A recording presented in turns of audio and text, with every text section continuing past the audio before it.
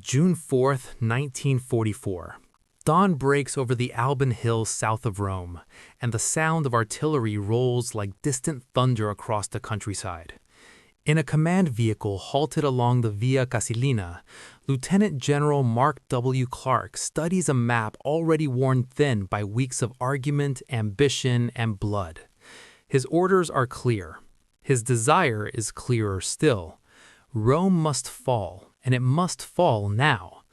For Clark, the city is more than stone and history. It is a symbol. The first Axis capital to be taken by the Western Allies.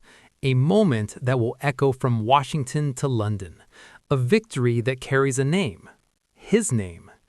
But north of him, behind successive defensive lines etched into Italy's mountains and rivers, Field Marshal Albert Kesselring watches the same dawn with a very different calculation.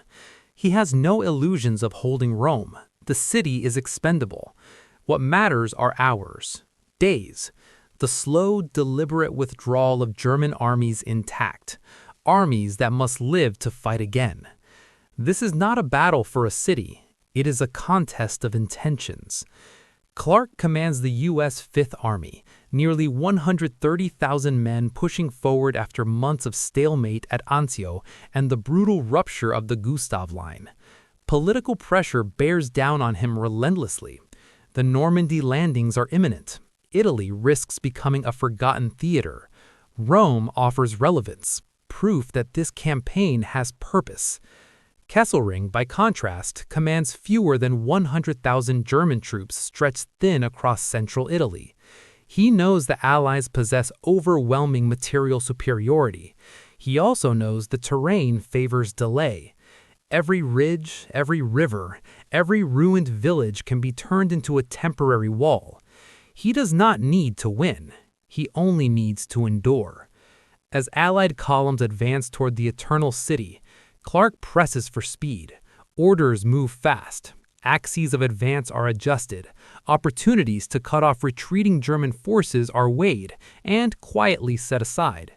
Because Rome is close now. And once taken, it cannot be taken again. The road to this moment began months earlier, in the winter mud and shattered stones south of Rome. From November 1943 through May 1944, Allied advance had stalled against the German winter defenses anchored on the Gustav Line. Here, rivers became moats, mountains became fortresses, and time itself became a weapon. At Monte Cassino, Allied assaults collapsed under machine gun fire and artillery registered to the inch. 4 major offensives failed. Casualties mounted into the tens of thousands. Each delay sharpened the pressure on Clark. Each failure deepened his conviction that only a decisive, unmistakable victory could justify the cost. To break the deadlock, the Allies gambled on an amphibious landing behind enemy lines at Anzio on January 22, 1944. The landing succeeded, too cleanly. The beaches were nearly undefended. Rome lay just 30 miles inland. For a moment, the war seemed to offer a shortcut. But hesitation followed. Clark's forces dug in instead of driving forward. Kesselring reacted instantly, rushing divisions south and sealing the beachhead into a narrow pocket. What was meant to end the campaign nearly became a disaster. For 4 months, Allied troops at Anzio were shelled day and night, pinned against the sea, trading ground for survival. Precisely the kind of war Kesselring preferred. By May, the balance finally shifted. A coordinated Allied offensive, Operation Diadem, smashed through the Gustav Line. Polish, British, French, and American units surged forward. The road to Rome reopened, paid for with blood. German lines bent but did not break. Kesselring ordered a controlled withdrawal northward, his units slipping away before encirclement could close. Here, the critical choice emerged. Allied planners, including General Harold Alexander, envisioned a bold maneuver, a thrust eastward to cut Highway 6, trapping the retreating German 10th Army. It was a chance to destroy a major enemy force, not merely displace it. The opportunity was fleeting, but real. Clark saw the same maps, he read the same intelligence, and he hesitated. Rome lay northwest, glorious, unoccupied by heavy German formations, waiting. To Clark, seizing Rome meant more than strategy. It meant headlines. It meant momentum before Normandy. It meant ensuring that the Italian campaign would not be eclipsed by events in France. Cutting off German forces promised a quieter reward. Strategic, yes, but anonymous. Rome promised history. Kesselring, meanwhile, read Allied intentions with cold clarity.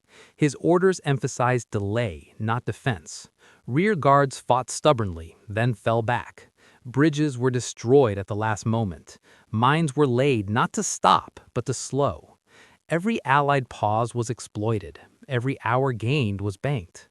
The German field marshal understood something his adversary did not fully accept. Survival could itself be victory. As May turned to June, the Allied advance narrowed toward a single question. Would Clark drive east and close the trap, or would he turn his armies toward Rome and let the enemy escape? The decision, once made, would shape everything that followed. May 25, 1944. The order goes out from 5th Army Headquarters shortly after midnight. Armored columns pivot northwest. Infantry divisions adjust their axes. The drive towards Valmontone, where Highway 6 could be cut, is downgraded. The road to Rome becomes the main effort. This is the moment. General Mark W. Clark frames it as a necessity. His staff records speak of exhaustion, stretched supply lines, uncertain German strength. Yet the maps tell a harsher truth. The German 10th Army is vulnerable. Kesselring's formations are retreating in columns, compressed by terrain and pressure. Another 48 hours might have sealed their fate. Instead, the net is loosened. Across the front, German commanders sense the shift almost immediately. Pressure eases where it should be tightening. Probing attacks meet thinner resistance. Radio intercepts confirm what Kesselring has hoped for but not dared assume. The Americans are turning toward the capital. Kesselring does not celebrate. He accelerates. Orders flow north with ruthless efficiency. Divisions disengage in phases. Rear guards fight with fanatic discipline, holding crossroads until the last possible moment. Artillery fires are timed not for destruction, but for delay. Units withdraw at night, slipping through gaps left deliberately unclosed. For Kesselring, this is not a retreat. It is an extraction. Inside Allied headquarters, unease grows. General Harold Alexander questions the change in emphasis. Messages are carefully worded, formal, restrained, but unmistakably concerned. The objective had been annihilation of enemy forces, not occupation of an empty prize. Clark listens. Clark does not reverse course. Rome draws nearer by the hour.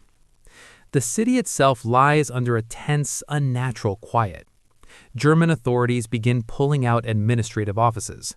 Bridges are prepared for demolition, then left intact.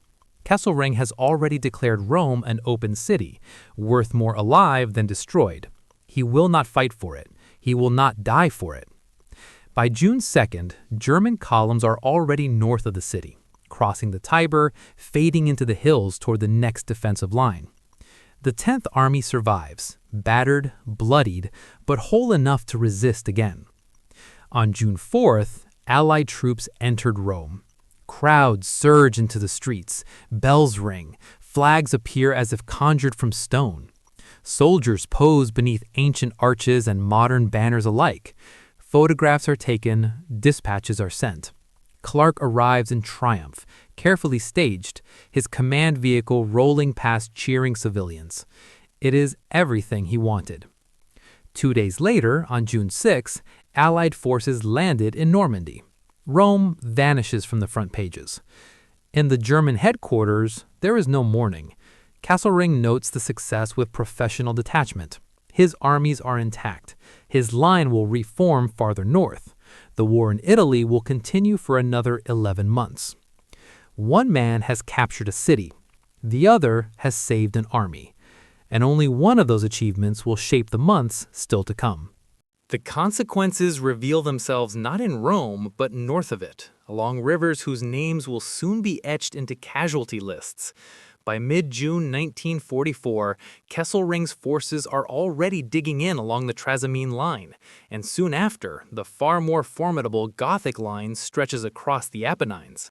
Concrete, steel, and elevation replace symbolism.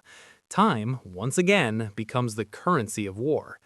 The German 10th Army, which might have been destroyed south of Rome, now forms the backbone of this defense. Its divisions are under strength but experienced. Officers who escaped encirclement carry forward hard-earned knowledge of Allied methods. Every lesson paid for in May is applied in August. Allied commanders feel the cost almost immediately. Attacks slow, casualties rise, terrain narrows options. Each valley becomes a killing ground. The Italian campaign, which Clark hoped Rome would conclude, instead hardens into another grinding advance. Men who marched triumphantly through the capital now claw their way uphill through rain, mud, and fire. Within Allied high command, criticism remains largely private, but it is sharp. British officers speak openly of a lost opportunity. Staff analyses note that the failure to cut Highway 6 allowed German forces to reconstitute and prolong the campaign by months. The numbers are unforgiving. Tens of thousands more Allied casualties will follow before the Po Valley is reached. Clark defends his decision with care. Rome, he argues, was a legitimate objective. The Fifth Army had suffered enough. Morale mattered. Political impact mattered. He insists that the German escape was inevitable. The records suggest otherwise. Kesselring, meanwhile, earns quiet respect even among his enemies. His mastery of elastic defense, yielding space to preserve force, has worked exactly as intended. He has denied the Allies the decisive victory they sought. In Berlin, this is understood as success, not triumph, but survival. And in 1944, survival is enough. Letters from German soldiers reflect grim satisfaction. They have not been sacrificed for a city. They are alive. They will fight again.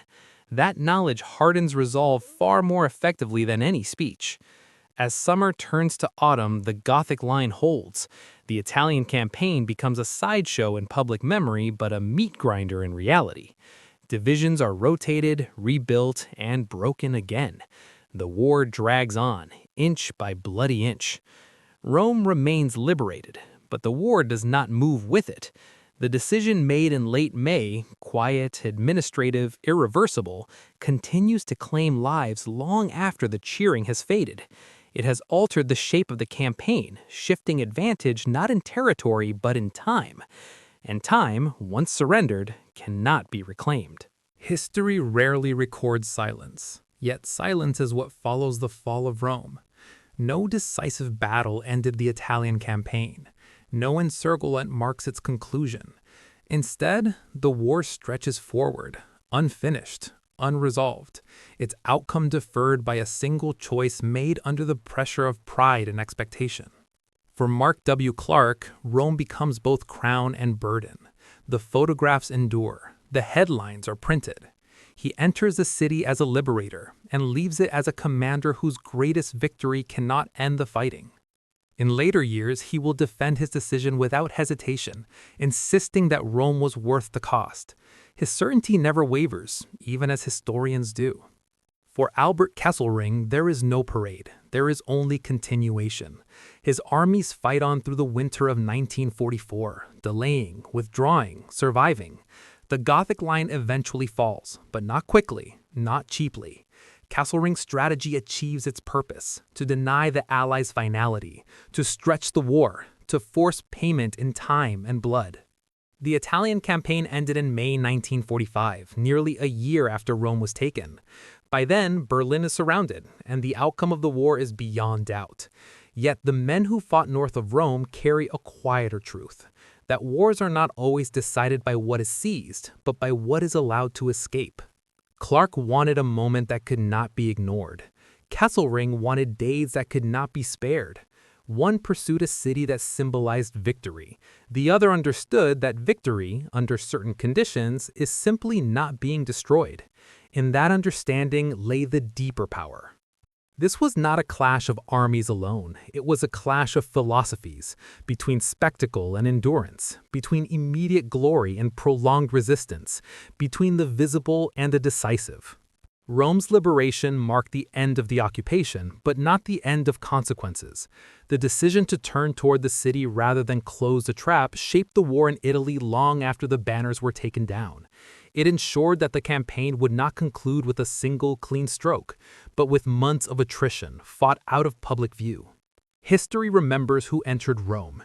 It remembers less clearly who slipped away. Yet it is in that escape, quiet, calculated, and complete, that the true balance of the moment is found.